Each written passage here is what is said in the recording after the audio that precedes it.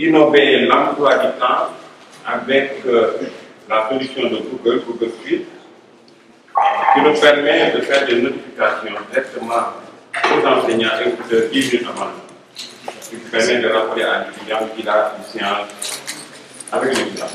Donc ça, c'est la plateforme de formation. Il y a les 3 pôles, comme on l'a mentionné tout à l'heure. Il y a pôle sciences économiques, juridiques et de l'administration. Et au niveau de ce pôle-là, il y a plusieurs filières: sciences juridiques politiques, sciences politiques, sciences économiques, administration territoriale, sciences juridiques. Capacité sont des étudiants qui n'ont pas encore le baccalauréat. À l'IBES, on permet à quelqu'un qui n'a jamais fait des études de venir faire sa capacité à 2 ans et après ça, il a l'équivalent de baccalauréat. Et peut intégrer n'importe quelle université du monde. Il y a le DIL, la loi et informatique légale tech, qu'on est en train de présenter aujourd'hui. Donc l'étudiant, il fait que cliquer au niveau de DIL, il voit son emploi du temps à côté, et il faut continuer à naviguer avec l'ensemble des semestres et des promos que vous voyez ici. Et puis les étudiants de Legatech, ils sont de la promo 6. C'est une nouvelle création, donc c'est pourquoi vous ne voyez pas d'autres promos. Donc en cliquant sur promo, il rentre au niveau des semestres. Pour le moment, c'est le semestre 1 qui est seulement disponible. On n'a pas encore le semestre 2. Il clique au niveau du semestre 1 et rentre au niveau du centre d'identification. À l'IBES, avant, on a plus de 60 plateformes d'enseignement. Au départ, pour chaque plateforme, il fallait un compte. Mais la DIGI a mis à notre disposition un service central d'authentification qui permet à l'étudiant d'avoir un seul système d'authentification unique qui reçoit lors de l'inscription, et ce mot de passe le poursuit et son utilisateur jusqu'à la fin de sa formation. Donc tout est à l'intérieur de ce centre-là, et derrière il y a un portail pour les résultats. L'étudiant se connecte avec son compte IBS et son mot de passe, c'est le même que son compte Google, sur le mail, et puis rentre au niveau de l'environnement de partage. Parfois, il y a une vidéo, peut-être qu'elle est dans la salle, je ne sais pas, et les étudiants de GGY. Donc, c'est ce qu'elle voit au niveau de sa plateforme Legatech. Donc là, l'aperçu de l'ensemble des cours, là, on a introduction au réseau, informatique bureautique. Si on continue, il y a droit pénal et procédure pénale, droit des biens, droit de la famille, droit des personnes, droit constitutionnel et institutions politiques de anglais, droit constitutionnel et institutions politiques et méthodologie juridique. Et les 2 dernières, introduction à l'étude du droit, introduction à l'informatique. Là, en partenariat avec Cisco, tous nos étudiants, nos 10 000 étudiants orientés à l'IBES pourront avoir un certificat Cisco avec la solution GetConnect, qui leur permet d'avoir vraiment les notions de base en informatique et de faire une certification. Et le diplôme est délivré par Cisco. Et nous, cette même note, on l'intègre, on le crédite au niveau de nos systèmes de notation. Pour la connectivité, on a des cours adaptés avec des vidéos. Donc, l'IBES est doté d'un service multimédia qui tourne ses propres vidéos. On a tourné beaucoup de vidéos. Et là, l'exemple de cours de méthodologie du professeur Jean-Luc Correa, qui est un cours que les gens vont faire. Et ça se présente comme ça, le titre du cours, le titulaire, celui qui fait le cours. Et il y a tout à propos. Vous voyez, et puis les annonces et nouvelles. À propos, ça c'est la présentation du cours, le nombre de crédits de l'unité d'enseignement et autres. Donc il y a toujours une vidéo de présentation que le professeur fait pour présenter un peu son cours globalement. Il y a des tests de connaissances à faire après chaque séquence. Et puis là, l'étudiant commence son cours. Donc tout le cours existe en format libre, en format vidéo et en format téléchargeable. Et chaque séquence a des vidéos de séquence où le prof explique tout son cours. Et puis, à la fin, il y a des tests de connaissances après chaque séquence, c'est une évaluation après chaque séquence. Et puis, il y a les travaux dirigés et les forums de partage. Et puis, l'étudiant a une classe virtuelle qu'on appelle collaborer. On s'est équipé d'une classe très puissante qui s'appelle collaborer. Et puis, l'étudiant se connecte pour faire ses cours à distance, quelle que soit sa position. Et puis il y a les tests de connaissances que vous voyez ici après chaque séquence. Un groupe va avoir jusqu'à 8 séquences, en moins de 4 séquences. Après ça, il fait ses tests de connaissances et c'est comptabilisé au niveau de la note finale. Après tout cela, on planifie les examens. C'est-à-dire les étudiants ont 2 semaines avant la planification de leurs examens. Ils doivent se rendre au niveau des zones comme ici pour faire son examen sous surveillance. Et cette année, on a encore innové avec le centre d'examen numérique. On a expérimenté avec les étudiants de la PLUM de la L3 il y a 2 semaines. Et ce qui nous permet, juste après l'examen, d'avoir les résultats. Actuellement, les étudiants de la L3, on a expérimenté avec anglais et sociologie. On a directement les notes, sauf une matière où il y avait une question ouverte. Et cette question ouverte, on donne ça au tuteur qui corrige automatiquement, donc ça nous permet d'accélérer. Et ce qui est important, c'est les examens qu'on fait en ligne, mais très sécuritaires. Parce que c'est comme du présentiel sur papier. Ce qui change, la place du papier, c'est un ordinateur. On a fait un client léger. Et puis, ce n'est pas connecté à Internet. Et il y a des surveillants. Ce qui nous permet vraiment d'accélérer nos examens. Prenez énormément de temps. S'il y a beaucoup d'électricité qu'on ne maîtrise pas, automatiquement, on a un plan B qui est l'évaluation autocorrigée sur papier. C'est active multiple choice qui nous permet, là, ce que vous voyez, c'est l'étudiant qui va coder son code. C'est-à-dire l'identifiant numérique de l'identifiant unique de l'étudiant. Ça commence par N ou X et le numéro c'est sur 15 positions, c'est hexadécimal. Et puis là, donc il y a la durée de l'épreuve. Et pour plus de sécurité, on demande à l'étudiant de remplir son nom, prénom et ensuite l'UNE de plus. Et une fois après l'examen, il suffit de scanner et d'avoir automatiquement la note. Si c'est des questions ouvertes, on donne à un tuteur qui corrige rapidement. Et après on scanne, on a directement aussi la note.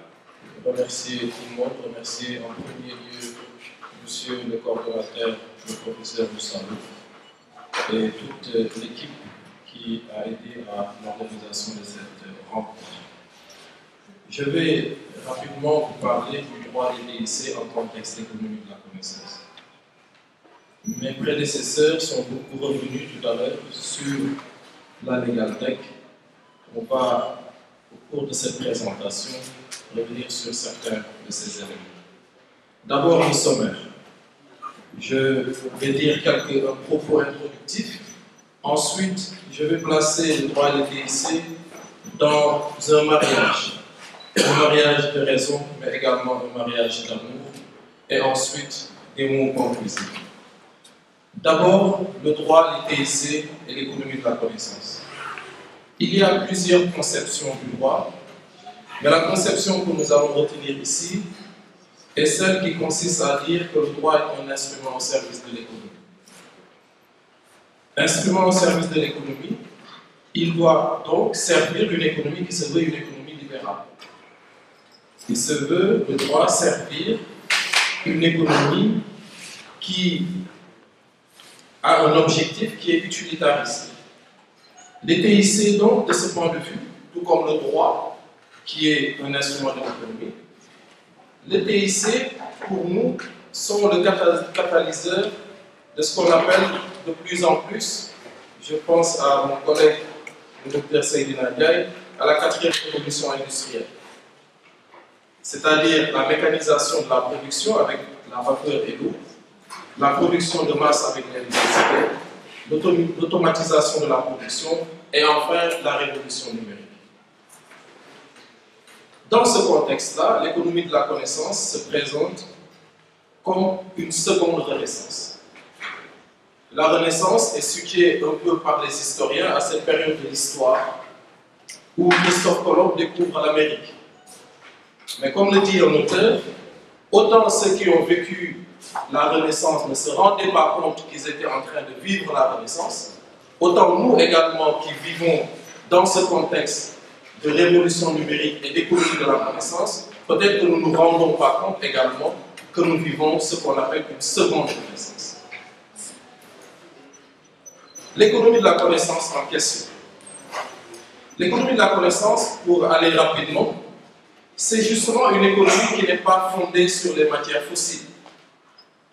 C'est une économie qui n'est pas fondée sur le gaz, qui n'est pas fondée sur le charbon, sur le pétrole, etc. Mais c'est une économie qui serait fondée sur la matière grise, qui serait fondée sur l'intelligence, qui serait fondée sur la création et l'innovation. Et qui serait en même temps une économie écologique. Et qui mettrait de côté ce débat qui veut que l'on oppose écologie et économie. Si vous regardez ce qui se passe aux États-Unis, le président Trump ne veut pas entendre parler de COP21, etc., parce qu'il estime que l'écologie est un frein à l'économie ou à l'économisme. Et lorsqu'on conçoit l'économie comme étant assise sur la connaissance, sans le savoir, comme M. Jourdain, on est également en train de promouvoir l'écologie.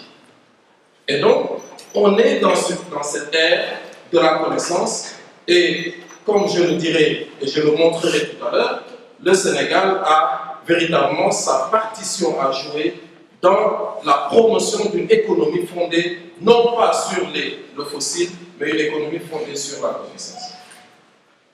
On est donc dans l'âge de l'immatériel. L'âge de l'immatériel que Idriss Aberkane appelle le néolithique, comme on parlerait du néolithique ou du paléolithique. Avec un néolithique inférieur, qui est l'âge de la donnée et de l'information, et un néolithique supérieur, qui serait l'âge de la sagesse, et ce que nous vivons actuellement, c'est surtout l'âge des données, l'âge des big data, des données de masse. Dans ce contexte, le droit est soumis à la focale digitale, dans un mariage d'amour, mais également un mariage de raison. D'abord, le droit est ici la raison de l'amour. La première chose qu'il faut noter, c'est que le droit a une propriété, c'est sa plasticité. Le droit est plastique. Il est tellement plastique qu'il joue des tours. Dans le contexte politique actuel, chacun y va de sa conception de certaines notions. Au-delà même du texte, il y a ce que le texte dit, mais chacun va se permettre, donc juste un exemple, le rabat d'arrêt. Il y a autant de juristes que de conception du rabat d'arrêt. Je ferme la parenthèse. Le droit donc s'adapte. Il est instrumental. Et c'est parce qu'il est plastique, parce qu'il s'adapte, parce qu'il est instrumental, qu'il a, dans un premier temps de l'émergence des TIC, entrepris d'encadrer le développement des TIC. On a ainsi parlé du droit des TIC, droit de l'informatique, droit des données personnelles, etc. Au Sénégal, les premières lois que j'appelle systématiques, cohérentes en la matière datent de 2008. Je peux citer ici la loi sur les transactions électroniques, la cybercriminalité, la cryptologie, même si dans le code des télécoms de 2001, on avait quelques dispositions qui portaient sur la cryptologie. Ces différents textes, à la fortune diverse, sont en passe d'être révisés. Il y a tout un processus engagé par le ministère du TIC, justement pour réviser ces différentes lois de 2008, parce que dans le domaine qui est le nôtre, les TIC, 10 ans c'est extrêmement long, et 10 ans il y a une grande possibilité de péremption des différentes inventions qui ont été faites. L'informatique est ainsi saisie par le droit. Ça a été dans un premier temps ce que l'on a beaucoup appelé l'ère du droit de l'informatique. La formation que nous proposons, la licence légale que nous proposons, n'entre pas fondamentalement, je dis bien fondamentalement, dans le droit de l'informatique. Mon collègue, le docteur Abdoukhar Diop, vous présentera tout à l'heure la maquette, mais vous verrez qu'on souhaite aller au-delà du droit de l'informatique, c'est-à-dire le droit qui encadre l'activité informatique. Il y a donc l'encadrement des pratiques et procédés informatiques par le droit, qui a été un marché suffisamment attractif. Le docteur Al-Fadia est revenu tout à l'heure sur le marché du droit aux États-Unis, qui pèse très très lourd. Il y a donc au Sénégal, et je suis heureux de voir qu'il y a des représentants de Orange, de Gaïdé 2000, etc., un marché du droit de l'informatique. Il y a une économie qui se crée autour du droit de l'informatique. Il y a des entreprises, il y a des cabinets, il y a des sociétés qui s'intéressent à l'informatique et qui s'intéressent au droit de l'informatique. Ce marché existe. Lorsque donc le droit est codifié, il ne peut échapper aux codificateurs que sont aussi les informaticiens. Mais je ne parle pas du même code. Mais on a au moins le code en commun. Entre juristes, et ce n'est pas un hasard, qu'entre les juristes et les informaticiens, on ait le code en commun. Ce que le code est la matrice et le fondement, la base, ce qu'il est également chez les juristes, c'est-à-dire la matrice, le fondement, la base, ce qui est au départ de tout. Et donc, Lawrence Lessig a été l'un des premiers auteurs, dans un article qui fait référence, qui date de plus de 10 ans maintenant, à revenir sur comment le code informatique définissait notre comportement. Le rapport que nous avons avec Internet, comment le code informatique de départ a pu le générer, a pu l'expliquer. Et cet article, qu'il a appelé Code is Law, fait référence. Mais il y a également la question de la causalité qui existe en informatique.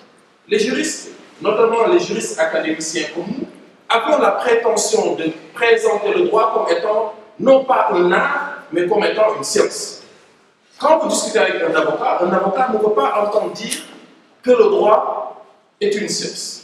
Nous avons la prétention de dire que le droit est une science et peut prétendre à l'absolu dans la ligne droite, même si tous les jours on est contredit dans cette position et cette affirmation péremptoire, justement par des avocats qui ont une conception assez plastique et assez versatile de la règle du droit, épousant ainsi les causes qu'ils défendent, ce qui se comprend. Mais ce que l'on peut retenir entre le droit et l'informatique, c'est qu'il y a dans les deux sciences un raisonnement causal. Il y a dans les deux sciences un raisonnement causal. Et ce qui a été formidablement remis en cause, du moins récemment étudié à nouveau, pas remis en cause par Mackenzie et Julia Burr dans le Book of Why, où ils cherchent à expliquer un peu la question de la causalité avec les sciences informatiques.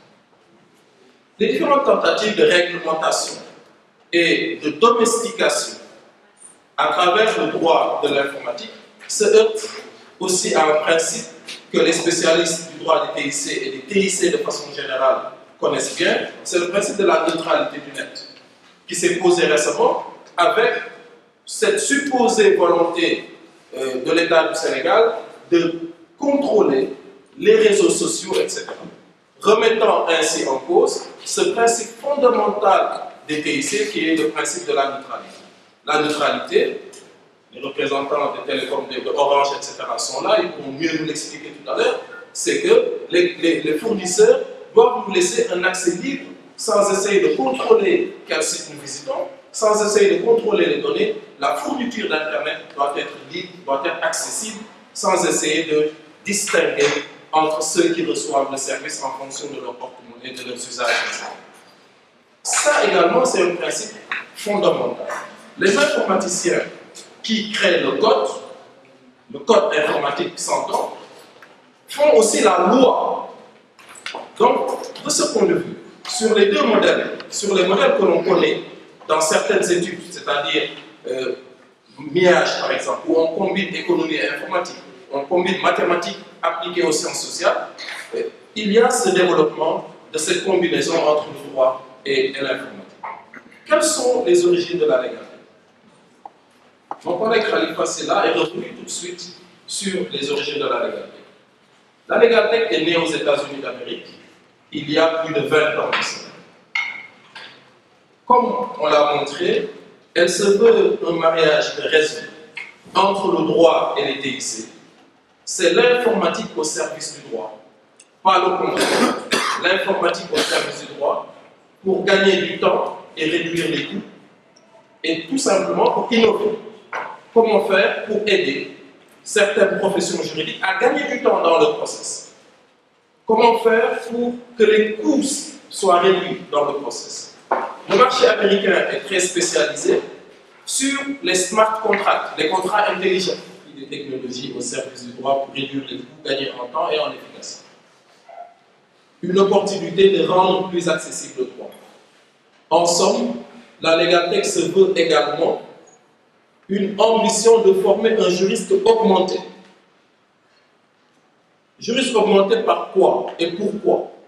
Juriste augmenté par la maîtrise de l'informatique. Ce n'est plus un juriste comme moi, c'est un juriste augmenté. Et l'ambition de la LegalTech, c'est de former un juriste augmenté. La maquette projetée démontrera donc les axes prévus d'augmentation du juriste que j'appelle le juriste régulateur. Je vous remercie. Le travail a été fait en amont, le travail le plus dur a été fait en amont. Alors, donc c'est un monitoring annuel, 6 semestres, 3 ans, sur cette formation innovante, droit informatique / légalité.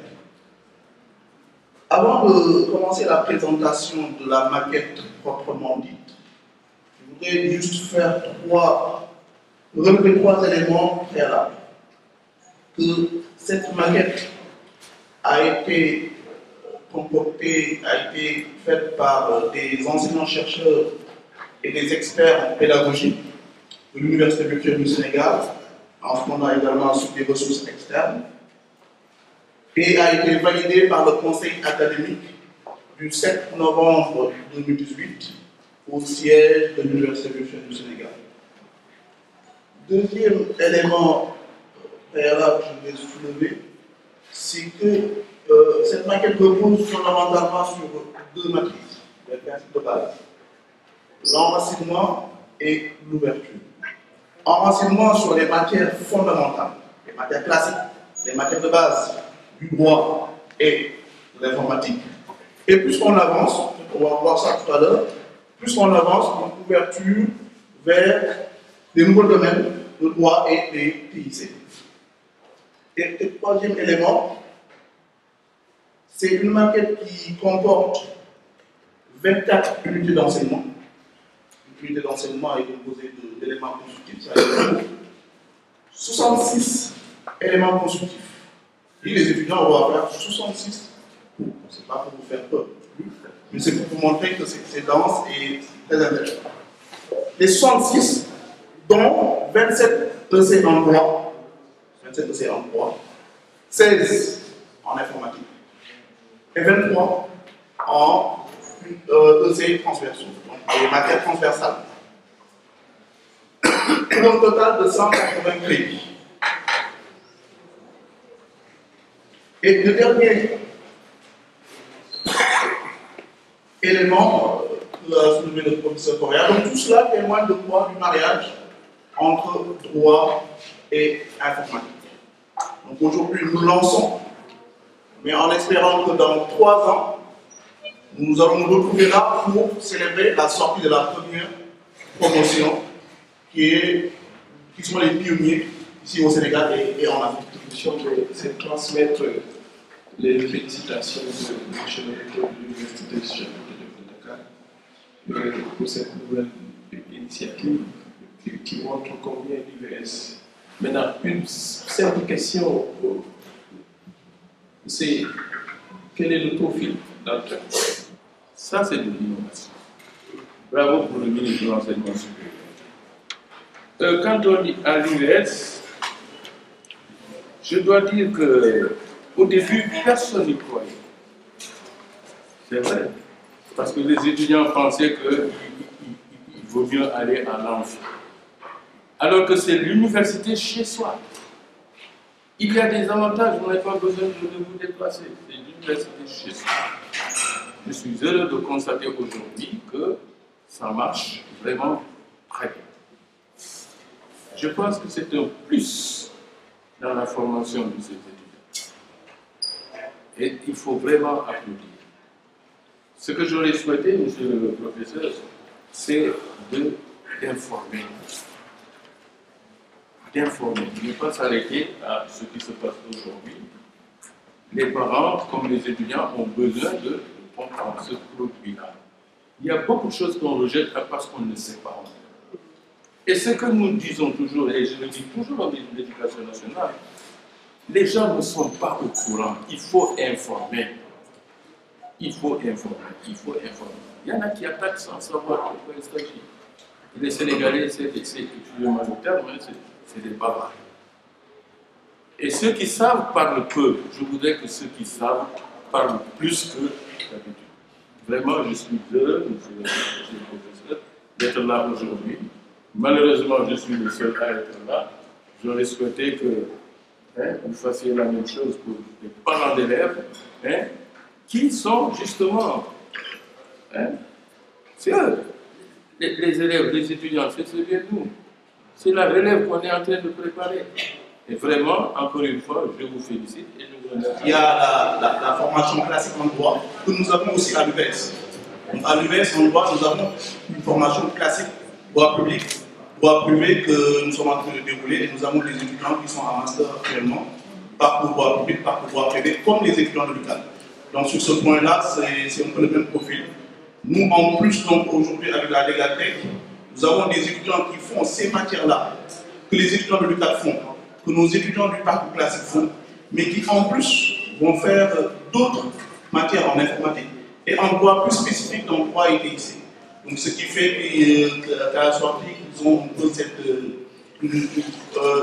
cette compétence spécifique en matière de droit et TIC. Donc voilà pour ces questions. Alors pour les questions relatives au profil d'entrée, à la formation continue, à un certificat plus court pour les professionnels, certificat Légatech, pour ça je vais laisser le directeur des études de la recherche et de l'innovation de l'UVS. Je pense qu'il n'y a pas de questions spécifiques au domaine informatique. Par contre, il y a des successions. Et je pense que nous avons bien noté, surtout par rapport à la synergie des différentes disciplines informatiques qu'ils auront à avoir. Donc ça, nous avons pris acte. Donc on va essayer de travailler là-dessus de sorte que vraiment que ça soit une chaîne. Et ça, je pense que c'est comme ça qu'on va travailler. À part ça, je n'ai pas vu encore une question qui est vraiment relative au domaine informatique. Je pense que le reste, c'est une directeur des études. Je pense qu'il va donner des réponses à vos autres questions. Oui, merci. Il y a eu plusieurs points. Je vais peut-être répondre à d'autres points que tu soulevés. C'est plus des compléments des réponses. Concernant la question du développement et de la place de l'université ou du syndicatif dans le développement, nous on dit souvent à l'UVS que le projet pédagogique de l'UVS n'est que la partie visible de l'iceberg. Nous sommes confrontés à une transformation des métiers et des emplois. On ne s'en rend pas toujours compte. Mais aujourd'hui, il y a tellement de métiers qui n'existaient pas il y a 10 ans ou 15 ans. On a quelqu'un aujourd'hui qui a pris la parole, qui est blogueur, qui est community, qui est, je ne sais pas, community manager, qui est webmaster. Tous ces métiers n'existaient pas il y a 10 ans ou 15 ans. Et aujourd'hui, ces métiers-là sont devenus incontournables. Et ce qui attend, ou ce qui va survenir dans les années à venir, est beaucoup plus profond. Et par conséquent, ça signifie que le défi, c'est à la fois de former par rapport aux nouveaux métiers, mais c'est aussi d'accompagner, n'est-ce pas, les métiers actuels dans la transformation de nos métiers. Parce qu'au fond, évidemment, ici, c'est aussi un problème de prise en charge des défis et des enjeux sociétaux. C'est toute la question aussi de la formation continue. L'UVS n'est pas seulement une université qui est destinée à admettre des bacheliers. Depuis l'année dernière, nous accueillons des professionnels dans le cadre de formation. Nous allons, à la prochaine session du conseil académique, valider les cadres réglementaires relatifs au certificat. Et ça signifie que très prochainement, dans les semaines et dans les mois à venir, nous allons proposer beaucoup de certificats, n'est-ce pas, qui permettront là aussi de répondre à des besoins spécifiques, à des besoins pointus, à des besoins qui concernent à la fois les professionnels, mais également les usagers. Les points que je peux dire à soulever, évidemment, aujourd'hui, sur le compte Facebook, nous avons à peu près, je pense, 2 millions de Sénégalais sur Facebook. Est-ce que tous les Sénégalais sur Facebook maîtrisent les enjeux ou les défis ou les risques liés à nos pratiques au quotidien? On comprend là aussi que nous avons peut-être la possibilité de proposer des plateformes ou des contenus qui permettront peut-être aux usagers d'être plus responsables dans l'usage qu'ils font des TIC. Et vous l'aurez compris, pour nous aussi, c'est des perspectives vers lesquelles nous allons durant l'année 2019. Et je crois qu'il y a beaucoup de défis, n'est-ce pas, auxquels l'UVS entend répondre. Maintenant, les choses se feront de façon graduelle.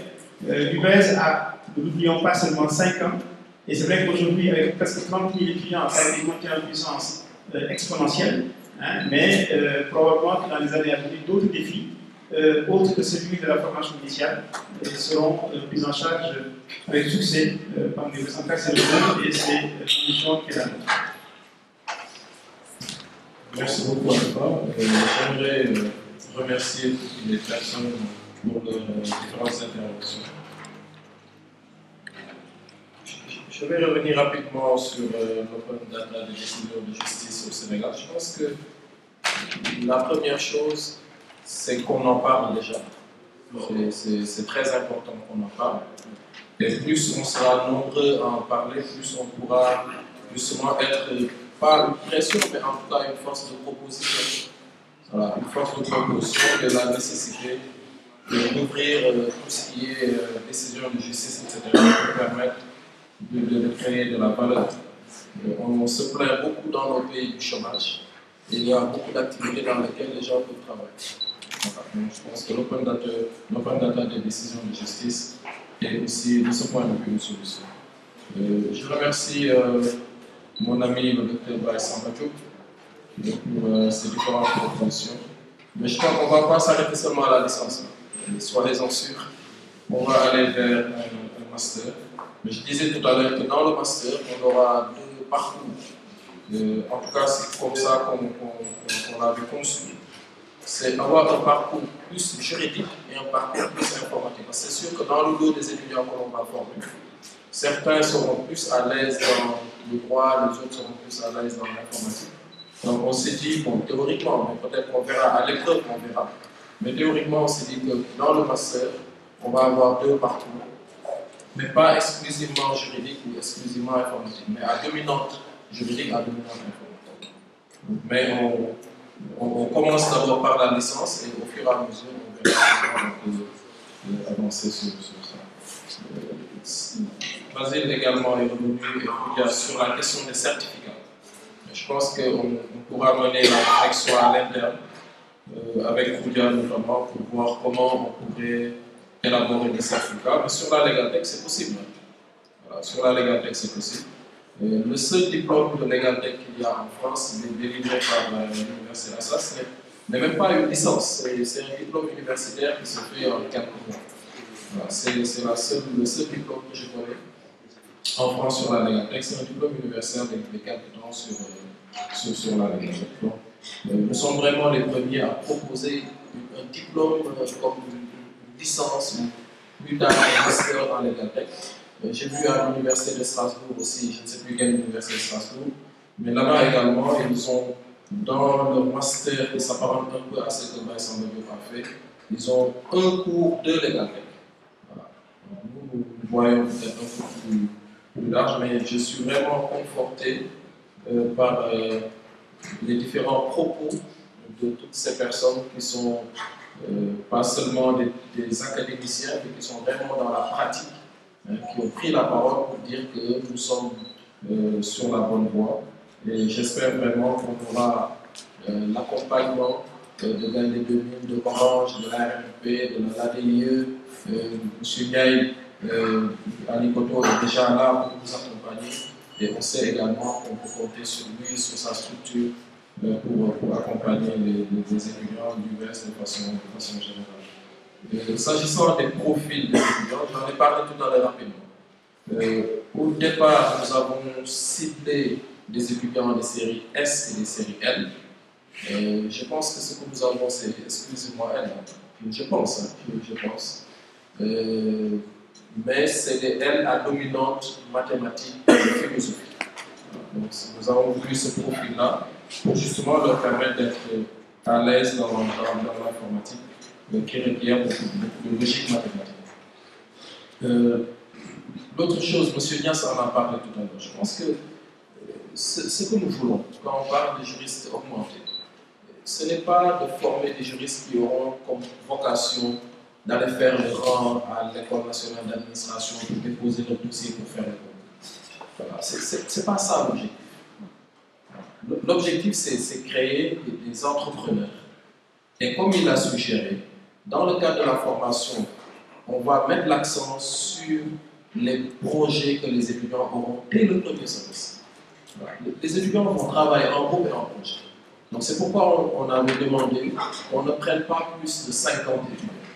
Et en les réunissant dans des zones du pays où ils n'auront pas de problème de connexion Internet, etc., où il y a un petit écosystème de gens sur lesquels ils pourront s'appuyer. Ils ont besoin d'un développeur, on a besoin d'un développeur à Ziguinchor, à Saint-Louis. On sait qu'il y a telle personne sur qui on peut s'appuyer pour accompagner nos étudiants. Donc, si on regarde l'implantation des étudiants Legal Tech de l'UBS, on a ciblé vraiment des zones. Donc, on pourra l'étendre plus tard, mais pour le moment, on a ciblé des zones où, du point de vue justement des connexions Internet que les opérateurs nous offrent, Orange, Tigo, Expresso, on n'aura pas de difficulté. Du point de vue de l'écosystème, on n'aura pas de difficulté. Donc là, on a ces 40 étudiants-là qui sont répartis dans les écoles. Et ce qu'on veut, c'est que dans les écoles, que les étudiants travaillent ensemble. On ne veut pas que chaque étudiant soit dans son coin. Les projets informatiques, les informaticiens sont là. Les informaticiens, généralement, ils travaillent ensemble. Ce n'est pas comme le droit où chacun lit son code et va donner son interprétation. On va vous habituer à deux choses, à être juriste et à être informaticien, mais il faut vraiment cultiver le travail de groupe. Il faut travailler ensemble. Et je pense qu'avec les encadreurs, et M. Dian, j'espère qu'il viendra aussi nous accompagner, on va donner cette culture du travail de groupe à l'innovation. Et cette innovation-là, il y a 4 ans, il y a 5 ans, c'était difficile à admettre. Je pense que beaucoup de choses ont été faites depuis, et aujourd'hui, il y a un défi peut-être lié à la communication par rapport au grand public, pour rassurer les élèves qui doivent faire le bac, rassurer les parents. Et nous comptons sur vous pour pouvoir effectivement relayer cette information-là. Et c'est dans ce sens qu'on organise ce type d'activité pour pouvoir partager ce que nous faisons en interne. Parce que nous faisons beaucoup de choses, mais souvent nous restons entre 4 murs. Et c'est toujours important de pouvoir partager avec la communauté, notamment les parents les parents étudiants. Donc nous vous renvoyons un peu la balle en termes pour vous solliciter en tout cas pour vous aider de relais. Mais en même temps, nous sommes aussi disposés à organiser ce type d'activité avec votre association pour peut-être mieux vulgariser un certain nombre d'innovations que nous faisons. Parce que pour nous, j'ai l'habitude de dire à mes collaborateurs, l'innovation, il n'y a pas de limite. La limite, c'est celle que nous nous fixons. Parce que nous sommes dans un monde aujourd'hui où il y a tellement d'opportunités qui sont offertes par la transformation digitale qu'on ne doit pas se donner de limites. Surtout quand on est dans l'enseignement supérieur. Et l'UVS est venu à un moment où le Sénégal a décidé de faire de l'enseignement supérieur un levier de son développement socio-économique. Donc, il faut accepter que ce soit une université de rupture. Une université qui soit une université de proximité, mais aussi une université de développement, comme l'a dit tout à l'heure le représentant de l'UNIDI, une université qui innove. Vous avez beaucoup entendu le terme d'innovation ce matin, je crois. Et je pense que celui qui en a le plus parlé, c'était le directeur de la formation et de l'ingénierie pédagogique. Le nombre de fois qu'il a prononcé le terme d'innovation, il doit y en avoir peut-être prononcé 10, 15, 20 fois. Parce que c'est notre quotidien. Au-delà de l'innovation en termes de méthode pédagogique, c'est aussi l'innovation en termes d'offres de formation. Nous essayons de faire de sorte que les formations que nous ouvrons, que ce soit des formations différentes de l'existant, mais des formations aussi qui préparent par rapport à l'avenir. Ça ne veut pas dire maintenant que les économistes que nous formons, les sociologues que nous formons, sont des sociologues ou des économistes qui sont diminués. Au contraire, moi je dis que tous les étudiants qui sortent de l'UVS sont des champions du numérique. Tous. Parce qu'ils font pendant 3 ans, au moins, pour avoir la licence, ils sont obligés d'utiliser le numérique au quotidien. Quand on apprend avec le numérique, on est obligé d'être champion du numérique. Donc nos étudiants sont des champions du numérique et de ce point de vue, il y a beaucoup de complexe à se faire par rapport à ceux qui vont venir et qui auront peut-être des compétences particulière par rapport à l'informatique. Je parle à celui qui a posé la question tout à l'heure par rapport au droit. Il n'y a pas de complexe à se faire. Au contraire, comme l'a dit le professeur Correa, on va continuer à faire cette formation-là parce que ce n'est pas les mêmes débouchés, forcément. Voilà, donc ça, vraiment, je voulais revenir un peu sur ce point-là et remercier encore vraiment les différents partenaires qui sont venus répondre à notre invitation. Remercier particulièrement le doyen Ali Kopengaï, monsieur le ministre, toujours disponible à chaque fois que il est membre de notre conseil d'administration, à chaque fois que je l'appelle, monsieur le ministre, j'ai besoin de vous rencontrer. Il me dit, où est-ce que vous êtes, je viens. Il n'a jamais demandé à ce que j'aille le rencontrer dans son bureau, il vient à chaque fois qu'on a besoin de le rencontrer. Donc vraiment, je le remercie pour sa disponibilité et pour son accompagnement. Et je sais que c'est quelqu'un qui est engagé pour le numérique éducatif. Et c'est une chance pour nous de l'avoir dans le conseil d'administration de l'US. Remercier le doyen Bayane et tout le monde et féliciter encore le professeur Correa et toute son équipe par rapport au travail qui a été fait et que nous allons continuer à faire ce travail-là ensemble. Nous sommes dans une logique de monter en puissance, les effectifs augmentent, mais il faut que ça augmente avec la qualité. Et la qualité, c'est d'abord la diversification de l'offre de formation. Il ne s'agit pas de mettre tout le monde dans la même filière, il s'agit de diversifier l'offre en tenant compte des besoins et aussi de l'avenir. Souhaiter bonne chance aux étudiants qui sont dans la nouvelle filière et souhaiter aussi la chance à tous les étudiants de l'US pour cette année académique 2018-2019. Et vous encourager à tout cas. Je sais que parfois, ça peut être difficile, mais nous sommes là et je pense que vous constatez quand même que l'équipe fait beaucoup d'efforts pour satisfaire vos besoins. Et nous allons continuer dans ce sens-là, ensemble, pour relever les défis en tout cas, ceux qui sont les défis de notre institution. Voilà, donc merci encore et bon vent à l'égalité.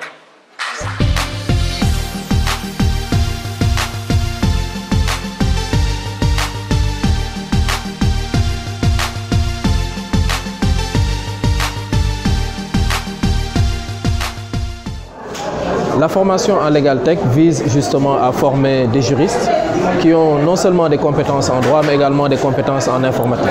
Vous savez que nous vivons dans une époque où justement on demande une certaine transformation à nos différentes entreprises et il faut que les ressources humaines que nous mettons à disposition de ces entreprises soient suffisamment outillées pour prendre en charge cette nouvelle dimension de la transformation digitale du monde et de la transformation digitale des entreprises.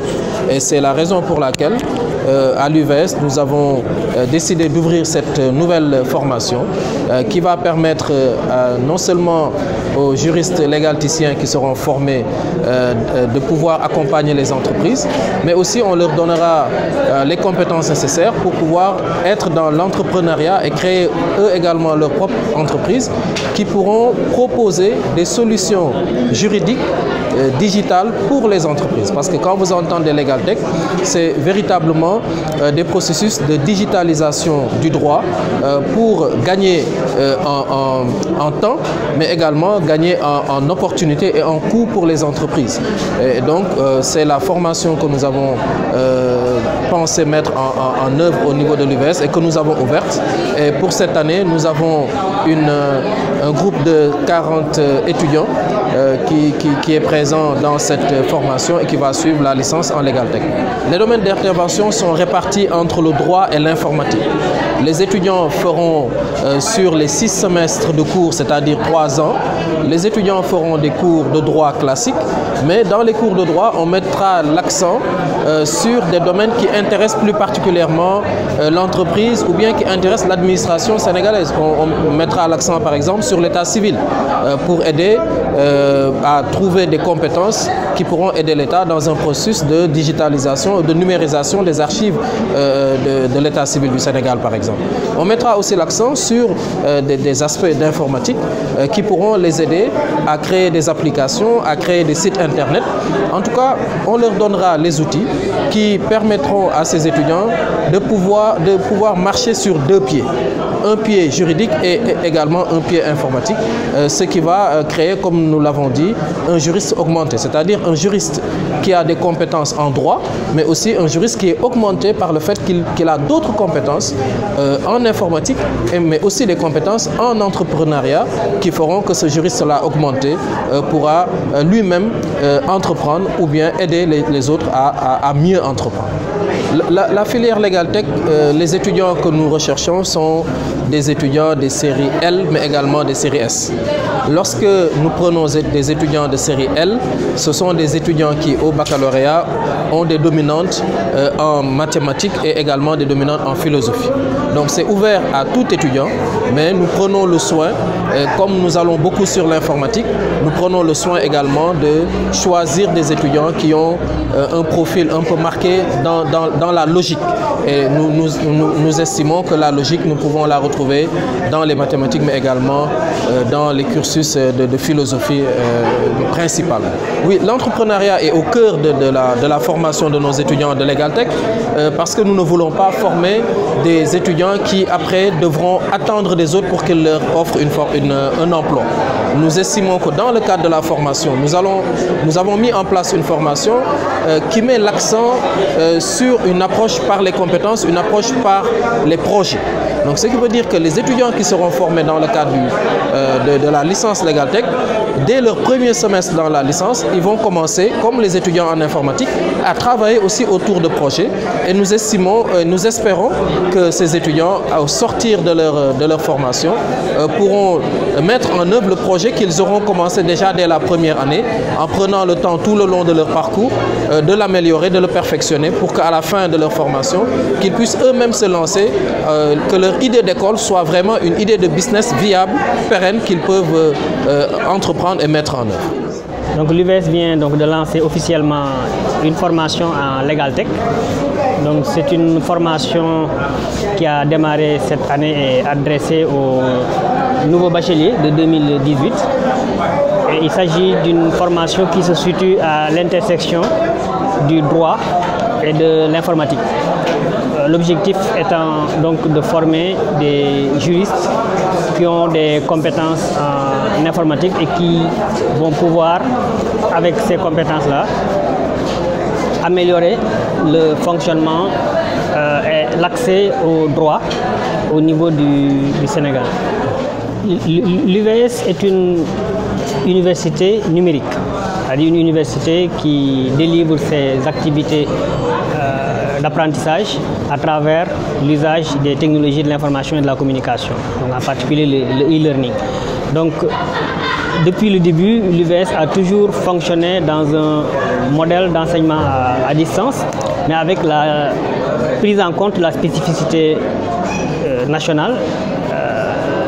Donc, c'est la raison pour laquelle l'UVS a démarré avec le principe des espaces numériques ouverts, qui permettent aux étudiants d'avoir un espace dans lequel ils viennent pour suivre certaines activités d'apprentissage, mais en même temps aussi de pouvoir se socialiser et faire aussi leurs évaluations.